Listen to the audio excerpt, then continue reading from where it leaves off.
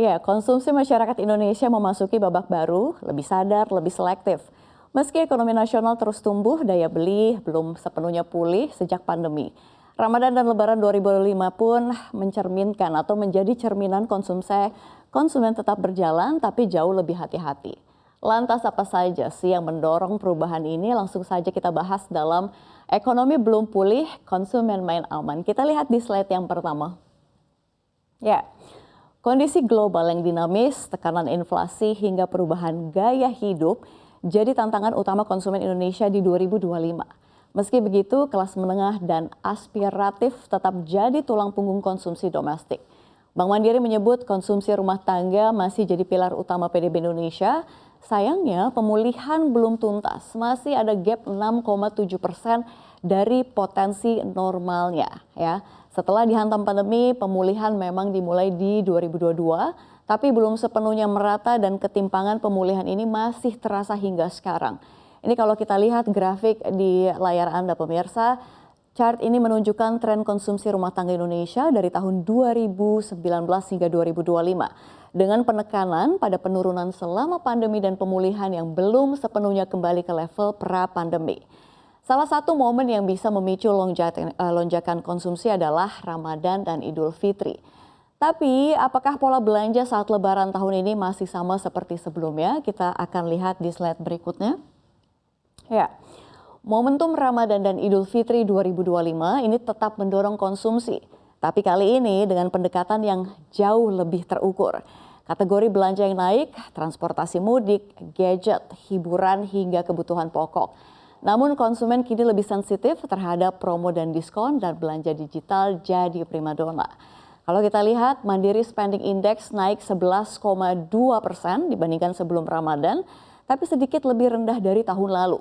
Pengeluaran melonjak tajam saat THR cair, kemudian menurun drastis sesudahnya.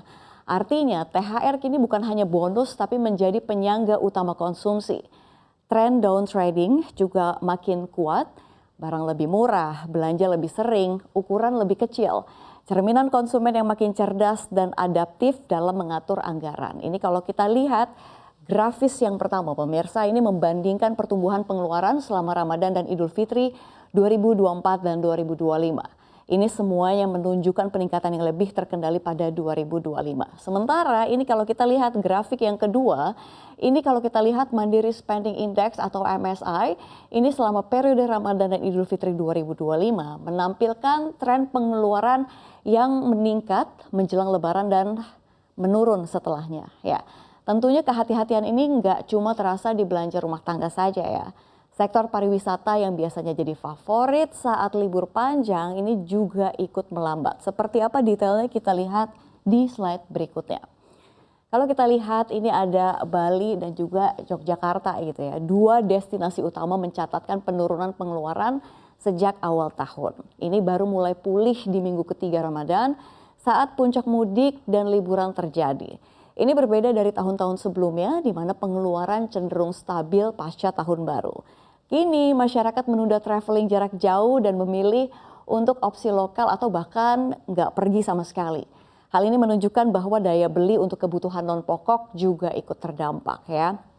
Kalau kita lihat lagi-lagi di sini terlihat ya, menggambarkan tren pengeluaran tentunya di wisata di destinasi utama seperti Bali dan Yogyakarta. Ini dari awal tahun 2024 hingga Ramadan 2025. Ini menunjukkan yang signifikan selama periode tersebut.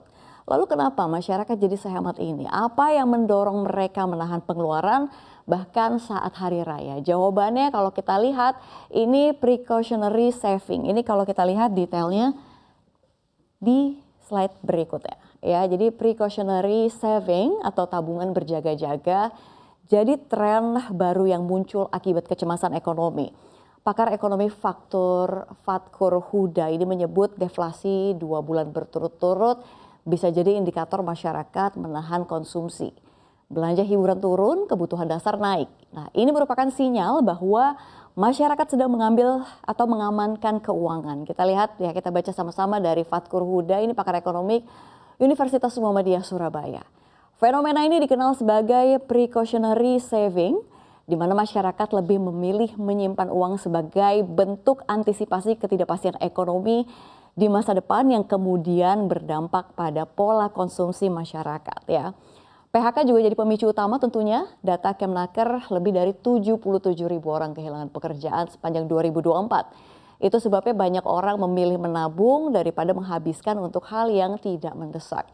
Dengan semua dinamika ini, belanja yang menurun, pariwisata lesu, hingga tren menabung berjaga-jaga, apa artinya bagi kita pemirsa? Ya, dan kemana seharusnya arah kebijakan ekonomi ke depan? Tentu saja, kalau kita lihat konsumen Indonesia ini menunjukkan kemampuan adaptasi yang luar biasa gitu ya. Tapi kalau kita lihat, mereka tetap belanja tapi lebih terukur dan lebih strategis. Tantangannya sekarang bukan lagi soal keinginan belanja, tapi kemampuan dan rasa aman untuk melakukannya. Kita butuh pemulihan daya beli yang lebih merata, lapangan kerja yang lebih luas, dan tentu saja kebijakan yang lebih inklusif dan berpihak pada rakyat. Karena masyarakatnya sudah siap nih. Pertanyaannya apakah pemerintah dan kebijakan publik bisa mengimbangi kesiapan itu?